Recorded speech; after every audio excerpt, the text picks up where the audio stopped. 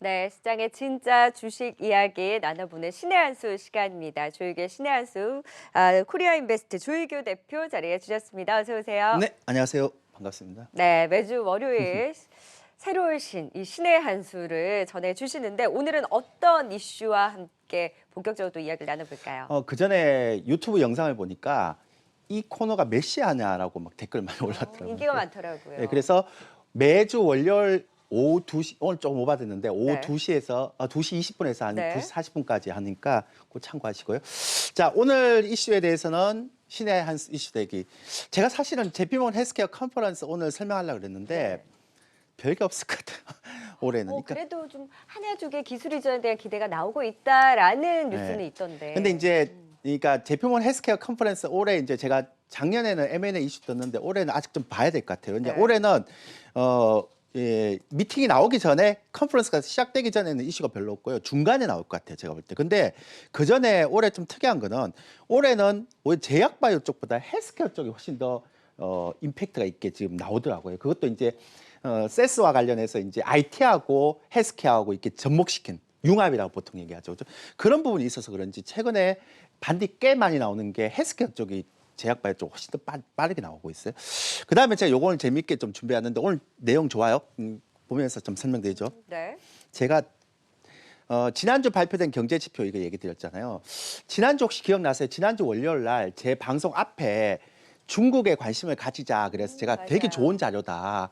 그러면서 중국의 대규모 경기 부양책이 나오면서 우리 이제 중국이 미국보다 중국에 관심 가져야 된다. 그러면서 소비자 지표만 좀 잘 나오면 중국이 굉장히 좋을 것 같다라고 얘기했는데 지난주 굉장히 좋고 오늘도 지금 중국 소비 관련주 너무 한국 좋죠. 가정은 30% 가잖아요. 네. 그러니까 이런 게 여러분들이 제가 생각하고 여러분들이 이 방송을 들으면서 캐치하는 거예요.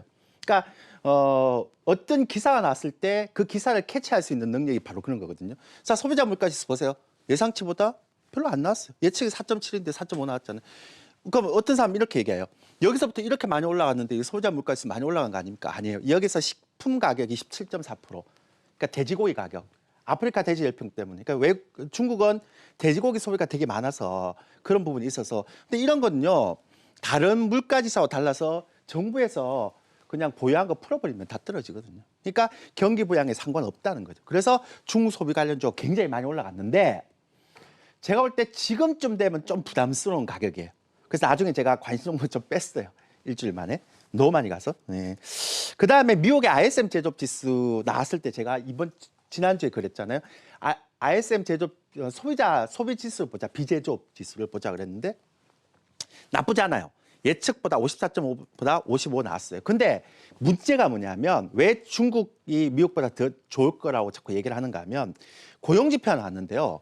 이게 지금 고용지표 예측보다 많이 떨어졌어요. 예측이 16만 4천인데 14만 5천밖에 안 나왔어요. 물론 이것만 봐서 얘기를 할 수는 없지만 그래서 제가 지난번에 말씀드렸죠. 미국 증시보다는 중국 쪽을 봐야 된다라고 얘기를 했고요. 그다음에 전체적으로 트럼프는 중국하고의 관계에서 이제는 한 단계 중국하고는 휴전이고 이제 다음은 중동하고 이제 그 유럽 쪽이라고 그랬죠. 그리고 제가 지난번에 그런 얘기 드렸죠. 미국하고 이란하고 막 싸움 붙을 때 여러분들 정치적인 이슈는 너무 신경 쓰면 안 된다. 그러니까 남들이 막 그렇게 이슈화되고 있을 때 제발 부탁인데 좋은 종목 찾아라. 그러니까 여러분들 지수 신경 쓰지 말고 좋은 종목 찾아야 된다라고 얘기했는데 결국은 보세요. 지금 중소형주 막 날아가잖아요. 네. 그러니까 여러분들이 그런 자꾸 막 공포감을 주는 그런 뉴스가 나올 때는 그냥 무시하시는 게 나아요. 구간에서는. 근데 여기서 제가 재밌는 걸 하나 얘기 드릴게요. 시간당 평균 임금이 미국이 안 올라가요. 여기서 제가 설명을 하나 드릴게요. 이거 되게 중요한 건데 왜 그런가에 대해서 사람들이 이제 그 유튜브에요. 답글에 이런 얘기를 많이 해주시더라고요. 왜 제조업이 안 좋아지냐, 그러니까 못 올라가냐라는 얘기를 되게 많이 하더라고요. 근데 그거는 되게 쉬워요. 여러분들이 저 이런 얘기를 했을까 싶어요. 그래서 이거를 우리가 보면서 이걸 보면서 여러분들이 굉장히 중요한 게 뭐냐면 이걸 보면서 앞으로 트렌드를 찾아야 돼요. 왜냐하면 지금 왜 미국 기업들이 그동안 많이 올라갔던 게 뭐냐면 팡 기업이에요. 그 보면 페이스북, 아마존, 애플, 넷플릭스, 구글 그다음에 팡 기업에서 좀 들어가서 이제 마이크로소프트 올라가니까 또 바뀌었다 그러는데 전부 다 뭐냐면 전통 제조업이 아니죠. 그러니까 ISM 제조업 지수에 따라서 시장이 갈 수 있는 부분이 아니에요. 그러면 산업 구조의 변화가 제조업에서 무형 자산으로 변한다는 거죠. 근데 왜 여기서 중요한가 하면 그러면서 변화가 하나 생겼어요. 뭔 얘기인가 하면 잘 보세요. GDP가 계속 성장하고 있잖아요, 미국은. 그럼 GDP가 성장하면 예전 경제학의 어떤 원칙에 보면 수요와 공급의 형태에서 경제가 성장하고 있으면 당연히 소득이 올라가야 되고 소득이 올라가면 소비가 올라가야 되고 소비가 올라가면 물가가 올라가야 되는 게 이런 가장 기본적인 메커니즘인데 GDP가 성장하는데 소득이 안 따라 올라요. 그러니까 소득이 안 따라온다는 거는 소비가 따라가지 못해요. 그럼 왜 이런 현상이 일어날까요? 되게 중요한 거 보세요. 예전에 GDP를 성장했던 게 전통적인 제조업체였다면 이제는 뭐예요? 무형 자산의 기업들이 많이 올라가잖아요. 그러면 소득의 구조가 한쪽으로 몰리는 거예요. 이쪽에 있는 사람들은 굉장히 고소득을 받고 나머지는 어때요? 다 고만고만한 소득을 받는 거예요. 그러니까 전체적으로 소득이 안 올라가는데도 GDP가 올라가는 그런 변화가 보이죠. 그러면 사람들 어떻게 해요? 전체 소비에서 차지하는 부분들이 굉장히 GDP는 많이 올라가는데 소득이 안 올라가니까 소비를 어떻게 써요? 저성장이니까 굉장히 알뜰 소비를 쓴단 말이에요. 그럼 소득의 편차가 있기 때문에 그렇죠. 거네요. 그래서 정윤석 앵커도 그렇고 저도 그렇고요. 옛날에는 그렇게 안 했는데 소득이 좀 올라가더라도 요즘엔 네이버에 보면 최저가만 구매하죠. 그렇죠. 그다음에 오프라인 가서 입어보고 온라인 구매하고. 스마트 컨슈머. 네. 그렇죠. 이제 그런 식으로 가니까 예전의 지표가 안 맞다는 거죠. 그래서 제가 자꾸 이제 미국의 이 빵 기업이라고 얘기하는 이 무형 자산의 기업이 어느 정도 목에 차면 더 이상 이제 받쳐줄 게 없잖아요. 그래서 자꾸 중국 쪽으로 가라고 얘기하는 거예요. 네. 이해되시죠? 네네. 그 질문이 되게 많이 나와서 제가 지금 설명드린 거예요. 자, 외국인들 매수 종목에 대한 유체 분석을 보면 우리가 지난주에까지만 가져갔을 때 이게 외국인들 매수가 선물 매수가 6만 3천 개가 됐어요. 그때 아마 유튜브 돌려보면 맞아요. 네. 알 거예요. 이거 한 4만 개까지 떨어져야 된다. 너무 많다. 목에 찼다는데 이번 주 4만 개까지 떨어졌어요. 만 개 이후로 좀 준 건가요? 2만 개가 줄었죠. 그러니까 그동안 이제 기점으로 했어요. 기관들이 다 그렇게 근데 아직도 개인들은 적극적으로 매수를 안 하잖아요. 그러니까 그 얘기는 뭐냐면 이번 선물 시장에서는 개인은 완전히 배제된 거예요. 주식도 배제되는 것 같더라고요. 그래서 말씀드렸는데 제가 여기서 왜 이걸 얘기 드리는가 하면 오늘은 좀 짧게 해도 될 것 같아요. 2019년도에 외국인들 수급을 보면요. 여기 2019년도 한 해 동안 샀던 거에 20종목을 닫는 거예요. 근데 네. 제가 2주 전에 이런 얘기했죠. 외국인들은 샀던 것만 계속 사서 올린다는 거죠. 그러니까 옛날에 우리 그 영화 보면 한 놈만 팬다 싶은 패는 것만 계속 패요. 그래서 2019년도에 계속 샀던 종목인데 2020년도에 제가 이거 분석을 딱 했거든요. 과연 2019년도에 샀던 종목들 중에 2020년 딱 들어와서 파는 종목이 있는지. 이 빨간색으로 이렇게 딱 표현해 놓는 게 2019년도에 샀던 종목을 2020년 계속 사는 거예요. 네. 계속 그 보여지네요. 형태 유지하죠. 네. 그다음에 재밌는 거 뭐냐면 SK하이닉스 빠졌죠. 제가 지난주인가 지지난주에 정승환 거 그 얘기를 계속 했잖아요. 그 삼성전자 SK하이닉스는 저는 안 할 거다. 한다. 왜냐하면 네. 올라갈 수도 있지만 올라가도 10%밖에 안 하는데 중소형주 탄력성에 사면 대해서 이야기하신 거죠. 그때 유튜브에서요. 엄청 얘기 많았어. 뭐 잘 가는데 삼성전자 안 판. 그때는 중소형주 못 움직였잖아요. 지난주부터 중소형주 움직이는 거 보세요. 그러니까 삼성전자가 안 간다는 게 아니라 가긴 가는데 네. 탄력적인 측면에서 기회비용을 중소형주에서 찾겠다라고 그렇죠. 이야기를 해주신 거였죠. 심지어는요.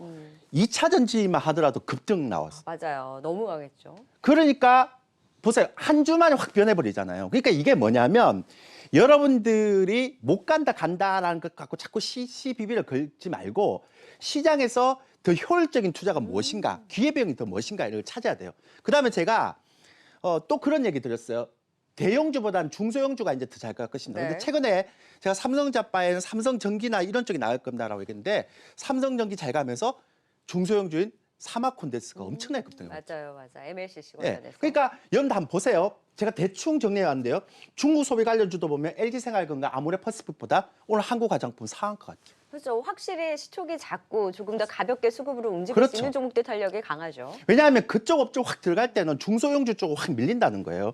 그다음에 제가 계속 최근에 이제 그다음에 제가 지난번에도 2차 전지하고 그 조선주하고 이런 거 그다음에 뜬금없는 주식 말고 이제 세력주 가더라도 미래자동차처럼 이제 성장성 있는 종목들을 가야 된다 그랬잖아요. 그런 것들이 이제 또 지난주 금요일 또 움직이기 시작했어요. 근데 제가 왜 이 얘기를 드리는가 하면 앞으로 여러분들이 시가총액 대형주도요. 좀 트렌드가 바뀌었어요. 그러니까 삼성전자 하이닉스보다는 삼성전기 쪽계, MSC계 쪽으로 좀 바뀌었고요. 네. 그다음에 뭐 중국 소비 관련주 이런 쪽이 좀 바뀌었죠. 그래서 제가 정리를 해드릴게요. 오늘의 결론입니다. 정치적인 이슈는 신경 쓰지 마라.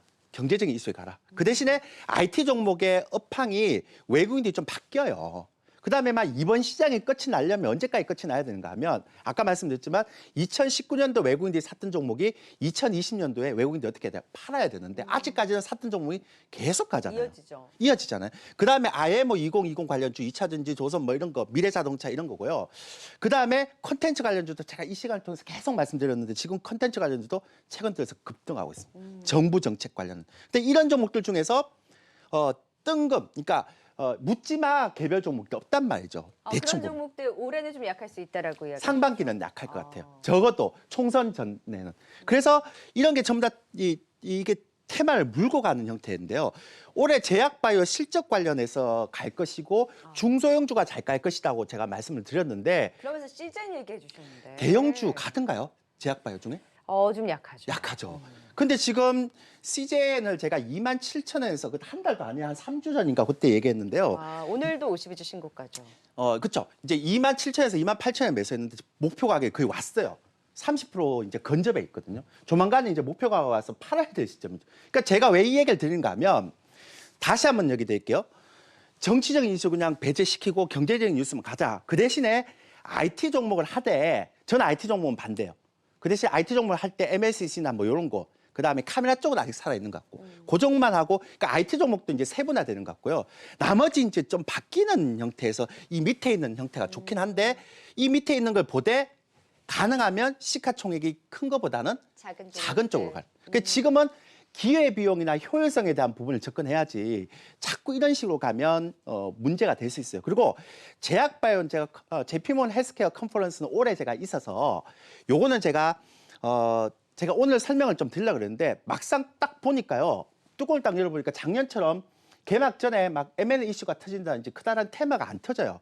그래서 제가 요거는 다음 주에 이번 주에 이제 컨퍼런스 내용을 보면서 다음 주에 한번 더 정리해 주는 게 좋을 것 같아요. 사실 개막할 때 그 분위기를 살펴봐야 된다고 이야기해 주셨잖아요. 근데 이번엔 분위기가 없어요. 그러니까 조금 더 지켜보고 나서 이제 다음 주에 JP모건 헬스케어 컨퍼런스 관련한 분위기를 정리해 주시고. 원래요. JP모건이 좀 더 떴는데 이번엔 세스가 뜨더라고요. 세스 관련 주들이 막 올라가고 카메라. 그때 IT도 확실히 움직였죠. 그렇죠. 그러니까 제약바이오가 완전히 이번에는 몰라 또 이번 컨퍼런스 기간에 어떤 이슈가 뜰지 모르겠지만 작년하고는 확실히 달라요. 그래서 이런 쪽을 좀 지켜보면 어떨까라는 생각을 하고 있고요.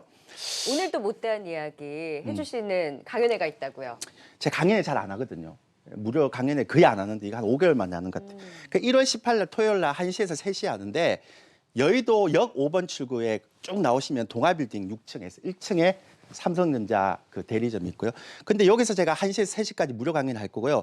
지방분들 가고 싶은데 못 가는 분들 와원의 사이트 하시면 온라인 생중계됩니다. 여기서 뭘 하는가 하면 이 방송에서 제한된 시간이 있기 때문에 1분기에 시황이나 주도주의 흐름이 어떤 식으로 변하는지 좀 말씀드리겠고요. 다음 주에 제가 CJN에 이어서 또 한 종목 가지고 올게요. 종목 가지고 오시겠습니다. 왜냐하면 JP모건 헬스케어 끝나면 제가 좀 그래서 다음 주는 여러분들이 조금만 또 시젠 같은 종목 있으니까 한번 보시면 좋을 것 같아요. 네, 시젠 같은 흐름을 또 기대해 보면서. 제가 하나만 더 할까요? 유튜브에 이렇게 보시면서요 댓글에 막 질문 있잖아요. 궁금한 거 좀 올려주세요. 남겨주시면. 그러면 제가 이렇게 막 해드릴게요. 그럼 막 인신공격하는 사람도 있는데 저는 인신공격 그런 상처 안 받으니까 신경 쓸 거 없고요. 정말 여러분들 궁금한 거 종목 상담 말고. 강철 멘탈이세요? 저는 원래 그런 거 신경 안 씁니다. 근데 이렇게 좀 궁금한 거 있잖아요. 그런 걸 댓글로 해주면 상호 이렇게 소통이 되잖아요. 그래서 유튜브에 꼭 댓글을 궁금해서 질문을 올리는 거 있으면 제가 최대한 많이 설명드리도록 할게요. 중국 관련해서 누가 질문하셨는데 그거는 제가 다음 주에 설명드리도록 할게요. 네, 신의 한수 유튜브에 신의 한수 검색해 보시면 이제 조이교의 신의 한수 유튜브를 통해서 확인을 해 보시고 그 밑에 댓글 달아주시면 그에 대한 답변까지 다음 시간 또 이어서 진행해 보도록 하겠습니다. 신의 한수 코리아 인베스트 조이교 대표와 함께했습니다. 다음 주도 기대할게요. 고맙습니다. 그렇게 하겠습니다.